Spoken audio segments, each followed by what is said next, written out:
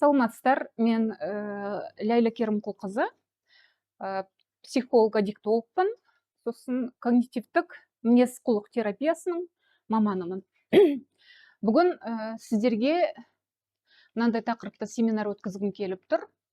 Біз бүгін сіздермен мынау когнитивтік мінез-құлық терапиясының негізін қалаушы Аарон Бектің 10 когнитивтік бұрмалаулармен танысамыз.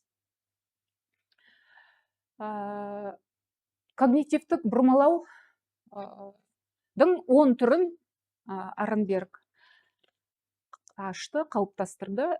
Ең біріншісі, когнитивтік бұрмалаудың ең біріншісі дихотомиялық ойлау дейді. Орысша айтқанда дихотомическое мышление дейді. Бұндай бұрмалауда адам тек ақты немесе қараны ғана көреді. Бір оқиғаның өте жақсы немесе өте жаман дегенге назар аударады. Аралық нәтижені көре алмайды бұл бұрмалауда болған адам, бұндай ойда болған адам. Мысалы, студент емтиханнан өте жақсы деген бағаның орнына тек жақсы деген бағаны алды. Студент ойлайды, мен білімсізбін, мен емтиханды ойдағыдай тапсыра алмадым дейші. Өйткені тек өте жақсы немесе өте жаман деген ойдың аралығында студент тек солай ғана ойлай алады. Осы дихотомиялық ойлау бұрмалауында болған адам өзінің жасаған еңбегін бағалай алмайды. Не бар, не жоқ деген нәрсемен ғана тұжырым жасайды. Екінші когнитивтік бұрмалау бұл шамадан тыс жалпылау.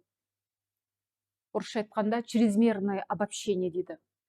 Бұл когнитивтік бұрмалауда адам ешқашан, әрдайым, ешкім, бәрі деген сөздерді жиі қолданады. Яғни жағымсыз қорытынды жасайды бір оқиғаға байланысты.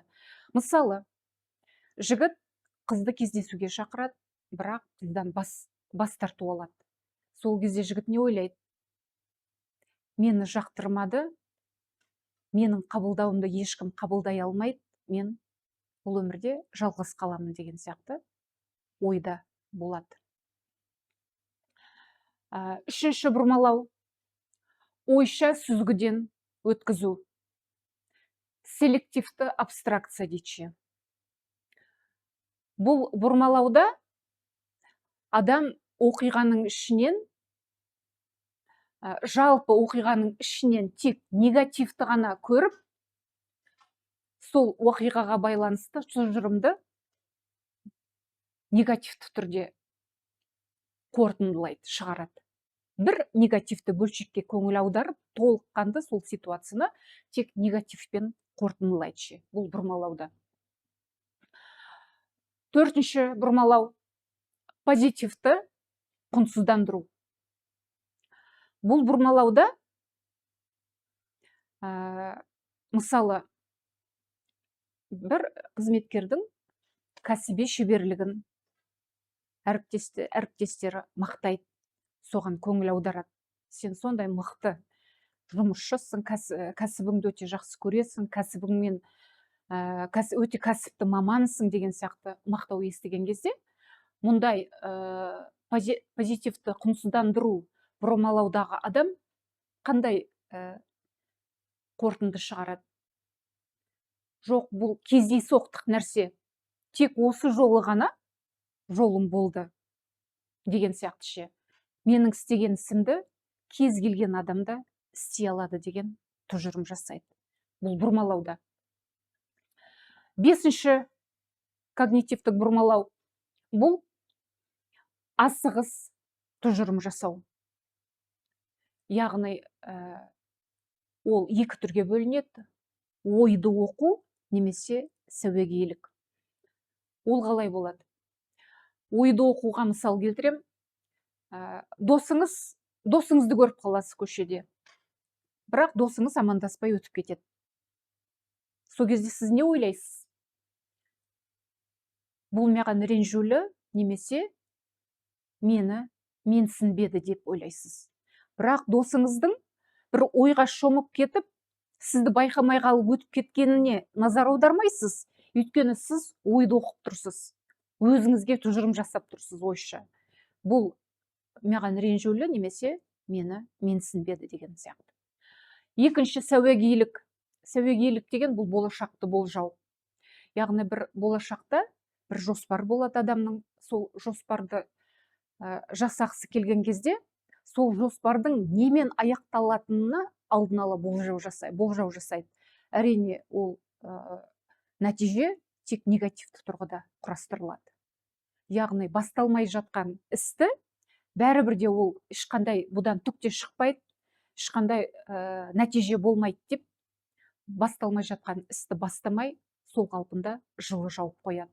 Бұл бұрмалау ойында болған адам. Келесі когнитивтік бұрмалау эмоционалды негіздеу. Бір ситуацияға қатысты адам нақты фактың орнына эмоцияға беріледі, сезімге жүгінеді. Яғни фактың орнына сезімді негіздейді. Мысалы,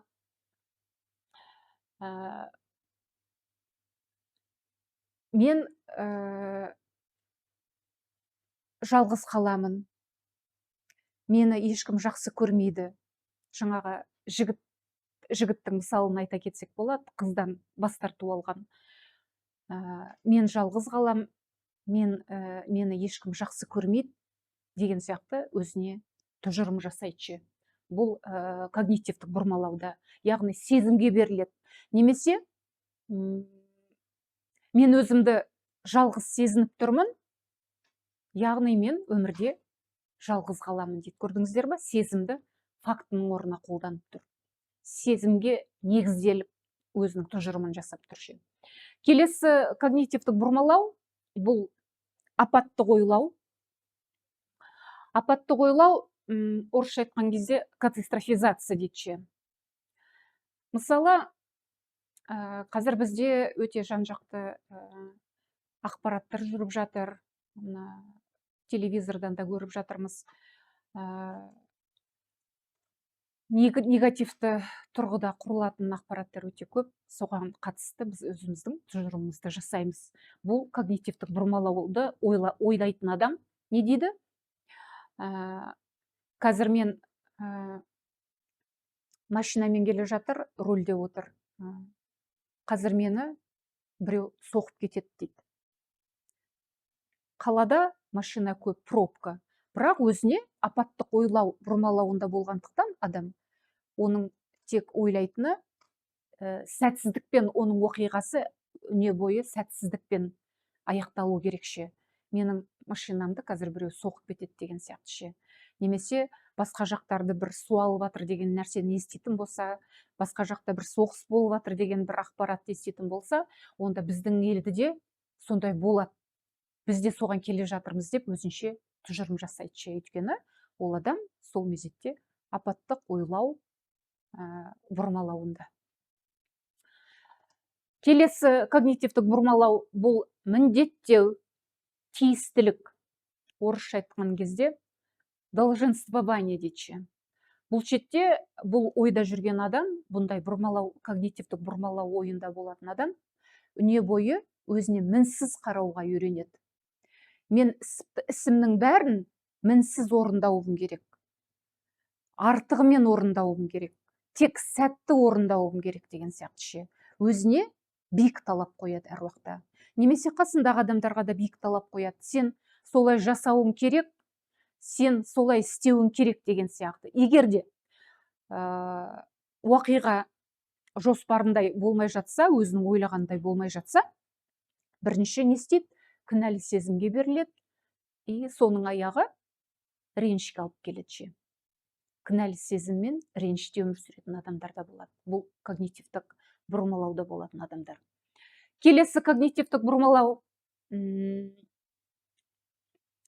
жарлық ілу, яғни шаблон беру да. Бір орысша айтқанда ерлік дейді ғой. Бір істе адам бір шеттен қателеседі. Сол кезде өзіне не береді? Шаблон кигізеді. Мен сәтсіз адаммын, мен бұны да істей алмадым деген сияқты. Немесе басқа адам бір нәрсеге жақсы нәтижеге жете алмай жатқан кезде, ол адамға да өзінің бір көріп тұрған форматына кигізіп, адамды, оған да жаңағы жарлық іледі. Сен жолы болмайтын адамсың, сен сәтсіздікке ұшыраған адамсың, өйткені сен мына ісіңді жасай алмайсың деген сияқты. Алдын ала жаңағы өзінің ойымен, жаңағы когнитивтік бұрмалаудағы ойының кесірінен белгілі бір адамды шаблонға кигізеді бұл ойда. Келесі когнитивтік бұрмалау жекешелендіру. Орысша айтқан кезде персонализация дейді. Бұған не жатады? Белгілі бір оқиғада біреу үшін өзіне жауапкершілік алып, біреудің қателігін бұл менің қателігім деп қабылдайды ондай адам. Менің кесірімнен болып жатқан нәрсе, осының бәрі деген сияқты әр уақытта да өзін кінәлауға ұмтылып тұрады. Ондай когнитивтік бұрмалау ойындағы адам. Біреудің жауапкершілігін өзінің мойнына алуға тырысады. Сол сәтсіз аяқталған істерге мен жауаптымын, менің кесірімнен сондай болды деген сияқты өзін әр уақытта кінәлап жатады бұл когнитивтік бұрмалауда. Ал енді сіздерді когнитивтік бұрмалаулармен таныстырдым. 10 бұрмалау. Енді осыған қатысты бұл бұрмалаулармен қалай жұмыс істейтініңізді көрсетемін. Біз бұл когнитивтік бұрмалаумен жұмыс істеу үшін ең бірінші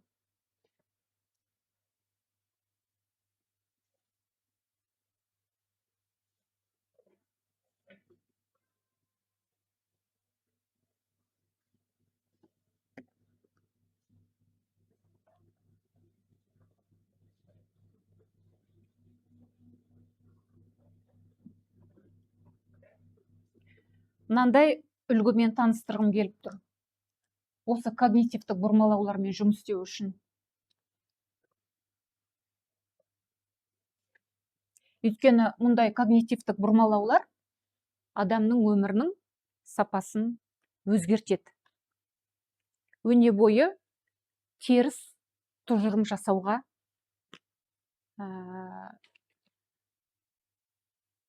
адамды итермелейді әр уақытта да. Ең бірінші мынандай үлгіні айтқым келіп тұр. Қалай жұмыс жасаймыз бұндай когнитивтік бұрмалаулармен? Ең бірінші белгілі бір оқиғаны анықтаймыз болған. Яғни оқиға деп жазып қояйын. Не болды? Қандай жағдаят болды, қандай оқиға болды, немесе қандай ситуация болды? Соған көңіл аударамыз. Нақты ситуация. Одан кейін сол оқиғаға байланысты басымызға келген ойды анықтаймыз сол сәтте. Мен не ойладым?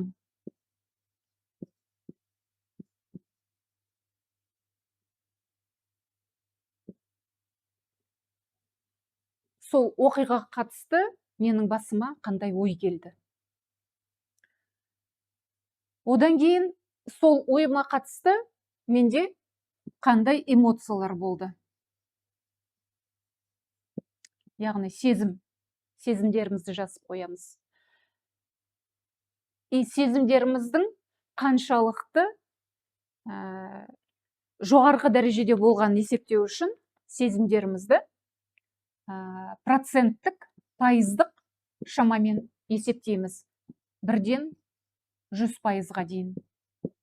Егер мазасыздық сезімі болатын болса, мазасыздық 90 болды, мазасыздық 70 болды деген сияқты немесе қорқыныш болса, сол оқиғаға қатысты адамның сондай сезімі болса, онда қорқыныш деп жазасыз да, проценттік пайыздық шамамен есептейсіз. Өйткені когнитивтік мінез-құлық терапиясының маманы сол деңгейді білу керекше. Өйткені негізгі жұмысы сол негативті тұрғыдағы эмоциялар, сезімдердің деңгейін төмен түсіру. Терапияның соңында біз соған қол жеткізуіміз керек. Сондықтан да барлық сезімдерімізді пайыздық есеппен өлшейміз. Сосын бұдан кейін қандай ойдың қандай когнитивтік бұрмалауға жататынын анықтаймыз.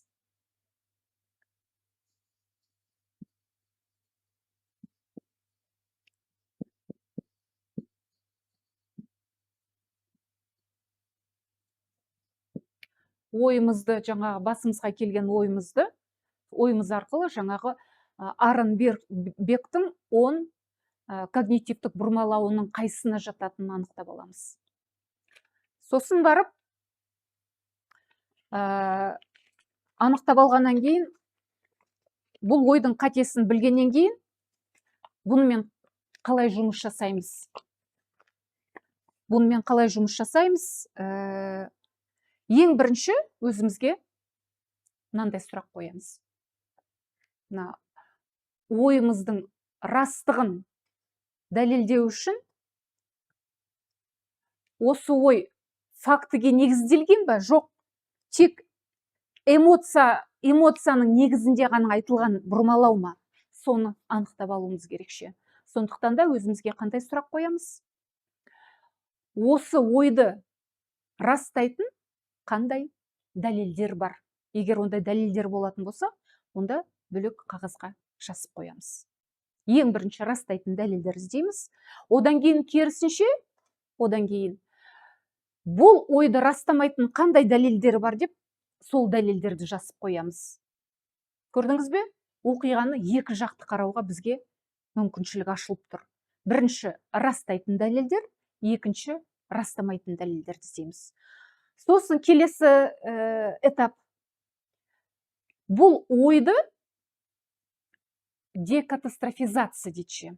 Ол жасау үшін бұл ойдың немен аяқталатын ең жаман сценарий қандай болады, егер осы ситуация болатын болса деп, соны жазып қоямыз.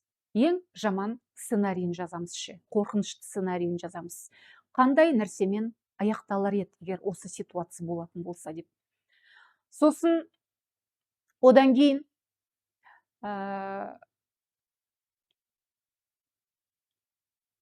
екінші жағынан бұл ситуациядан, осы ситуациядан қандай жақсы бір нәтижені көріп тұрсыз дейсіз, өзіңізге сұрақ қоясыз.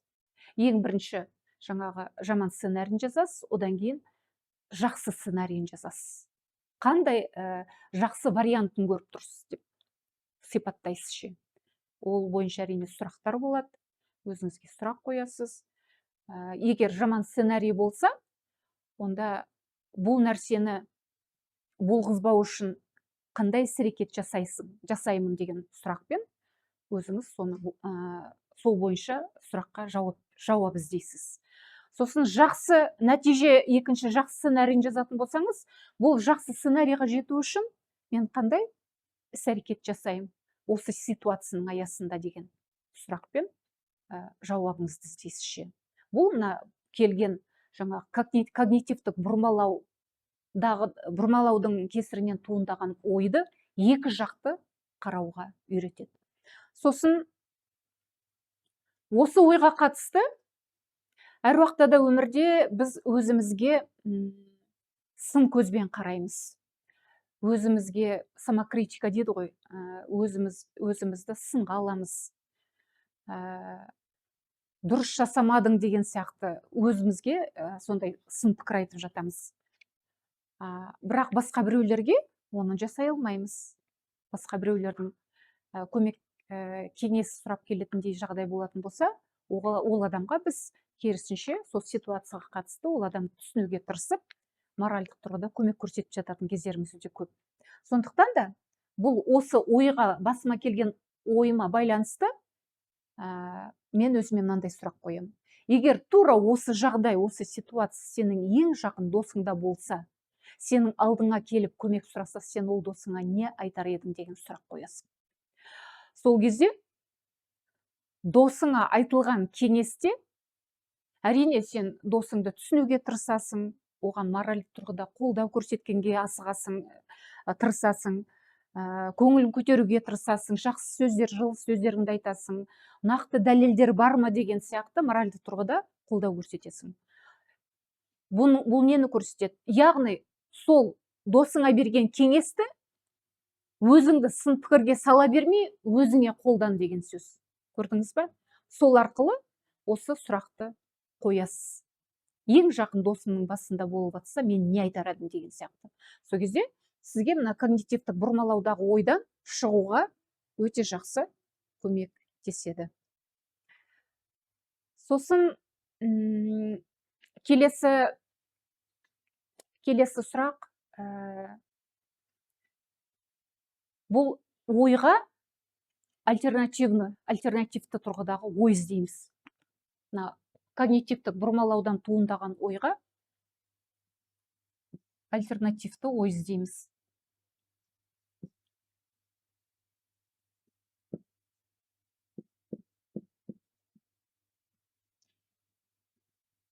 Немесе теңгерімді ой дейші. Мына ойға басқаша ракурста, басқаша көзқараспен туындаған альтернативті ойды жазамыз. Бұны қалай жазамыз? Мына ситуацияға қарап отырып, жаңа барлық нәрсені бастан өткіздік, жақсы вариантын жаздық, сол оқиғаның жаман сценарийін жаздық. Сосын жаман сценарий болмау үшін қандай іс-әрекет жасаймын, ал жақсы сценарий болу үшін, нәтиже болу үшін мен не істей аламын? Өзімнің ресурстарымды қолдана отырып қазіргі жағдайда деген сияқты ше. Қалай шыға аламын деген сияқты шығу жолын өзіңізге ұсындыңыз. Сосын досыңыз келіп кеңес сұрады, мына ой сол досыңызда болса, сіз досыңызға қандай кеңес бердіңіз, соны қолданасыз. Сосын мына ойды растайтын дәлелдер, растамайтын дәлелдермен өзіңізді сондай ой арқылы өзіңіздің жеке пікіріңізді айтасыз. Сондай нәрселерді саралап кеп, сол ойға талдау жасау арқылы өзіңіздің альтернативті ойыңызды жазасыз. Альтернативті ой, орысша айтқанда, адаптивный ответ деді, адаптивный жауап деді. Яғни ол жауап осы ситуацияда мен қазіргі осы өзімнің білімімді, өзімнің деңгейімді, бойымдағы ресурстарымның барлығын ескере отырып, мен осы ситуациядан қалай шыға аламын, яғни шыға алудың жолын жасасыз. Сол сіздің мына когнитивтік бұрмалаудағы ойыңызға керісінше альтернативті ойыңыз туындайды. Соған қатысты альтернативті ойыңызға дәл қазір қанша пайыз сенесіз? Мына бастапқы ойдағы когнитивтік бұрмалаудағы ойыңызға қанша пайыз сенесіз мына альтернативті ойыңыз туындаған кезде? Негізінде, егер терапия дұрыс өтетін болса, жемісті болатындай болса, мына альтернативті ойға пайыздық шамамен сенім жоғары болу керек. Одан кейін, мына ой туындағаннан кейін, керісінше мына когнитивтік бұрмалаудағы ойға сенім пайыздық шамамен төмен түсу керек. Өйткені мына ой туындағаннан кейін, мына когнитивтік бұрмалау ойына адам бұрынғыдай жоғары пайызда сенбейді, сенімі төмен пайызға түседі. Сол кезде мына терапияның жемісті аяқталғанының көрінісі осы. Ой қалыптасты, альтернативті ойымызды туындаттық осы ситуацияға қатысты. Яғни ойымызға сеніміміз пайыздық деңгейде жоғары болды. Соған қатысты мына біздің жаңағы бастапқы мына ситуацияға қатысты болған эмоциямыз, негативті тұрғыдағы эмоциямыздың да пайыздық шамамен деңгейі төмен түсу керекше. Егер мазасыздық 90% болатын болса, мына альтернативті ой туындағаннан кейін, ол мазасыздық ой 30%-ға, немесе 20%-ға, немесе 40%-ға түсуі мүмкін. Сондықтан да осы когнитивтік бұрмалау ойларымен жұмыс жасау үшін ең бірінші әр адамға күнделік арнау керек. Күнделікке осы үлгі бойынша мына ситуацияны анық қанығына жетіп, анық қысқада нұсқалы қылып жазып, сол ситуацияға қатысты туындаған жаңа когнитивтік бұрмалау ойыңызды анықтайсыз, соған қатысты эмоцияңызды пайыздық деңгеймен анықтайсыз. Сосын барып қандай когнитивтік бұрмалаудағы ойдан туындап тұрғанын білесіз. Сосын барып жаңағындай өзіңізге сұрақ қоя отырып, жоқ немесе қарсы деген альтернативті сұрақтарды қоя отырып, жан жақты ракурспен қарау арқылы мына ситуацияға өзіңіздің альтернативті ойыңызды тұжырымдайсыз, шығарасыз. Сонда сіз мына өзіңіздің деңгейіңізде когнитивтік бұрмалаудан туындаған ойларыңызбен жұмыс жасай аласыз. Бірақ ол әр уақытта да адамның қолынан келе бермейді. Ол әрине жаңағы адамның сезіміне байланысты, сезінуіне байланысты, сосын адамның когнитивтік бұрмалаудағы ойларына байланысты. Егер ол жоғарғы деңгейде болатын болса, әрине ол өмірінің сапасына негативті тұрғыда әсер етеді. Мынау қоғамдағы басқа адамдардың арасындағы қарым-қатынастарына әсер етеді. Сондықтан да егер өзінің деңгейінде егер бұл когнитивтік бұрмалаудағы ойлармен жұмыс істей алмаса, егер адам соны түсінсе, онда әрине психологтардың, кәсіби мамандардың көмегіне жүгіну керекше. Тек сол кәсіби мамандардың көмегі арқылы осы өзінің жаңағы альтернативті тұрғыдағы ойын жазып, жаңа негативті тұрғыдағы сезімдерінің деңгейлерін төмен түсіре алады.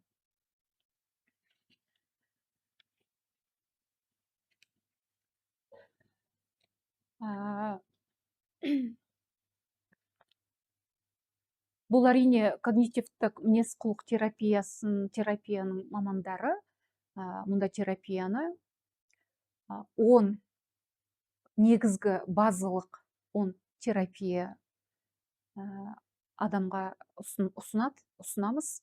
Сол 10 терапияның аясында осы адамның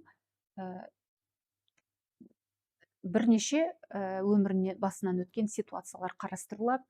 Әрине концептуализация дейді, толыққанды жаңағы адамды түсіну үшін бұл ойлар, осы ситуациялар арқылы адамды толыққанды түсіну үшін әрине біз ең кем дегенде 3 ситуация жаздырамыз.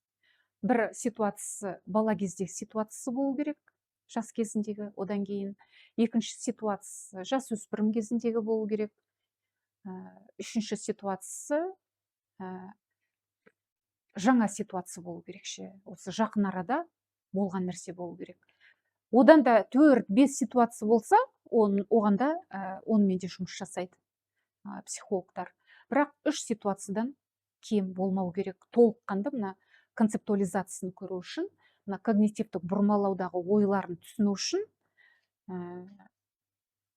осы 3 ситуациядан кем болмау керек. Әрине, ең бірінші когнитивтік мінез-құлық терапиясының маманы ең бірінші адам алдына келген кезде қандай мәселелермен келді, сол мәселелерді жазғызады. Сосын қалыпты жағдайда сұрақтар қояды, өмірбаянымен танысады. Әрине, әке-шешесімен қарым-қатынасы, жақындарымен қарым-қатынасы, отбасындағы қарым-қатынас арқылы сұрап отырып, адамның өмірбаянымен танысады. Сосын ең бірінші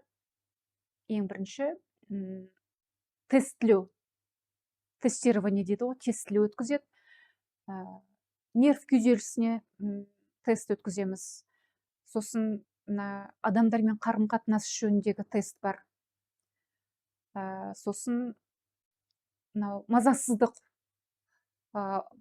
ойларға қатысты, мазасыздық күйі қандай деңгейде, соны анықтау үшін де жаңағындай анкеталар береміз, тестіден өткіземіз. Бұл базалық 10 терапияның ең басында жасалады, бұл тестілеу, одан кейін терапияның ортасында жасалады. Өйткені психолог жаңағы адамның жаңағы несін психоэмоционалдық күйін күйінің динамикасын қарап тексеріп отыру үшін сол ортаңғы кезде де терапияның ортасында да ортаңғы этапта да өткізеді. Одан кейін ең соңында терапия аяқталып келе жатқан кезде де қайтадан осы жаңағы тестілерді қайттан бір өткізеді. Сол арқылы мына когнитивтік мінез құлық терапиясы келген адамға қаншалықты көмектесті деген сияқты динамикасының көрсеткішін білу үшін жасалады. Сұрақтарыңыз бар болса, сұрауларыңызға болады осы тақырыпқа қатысты.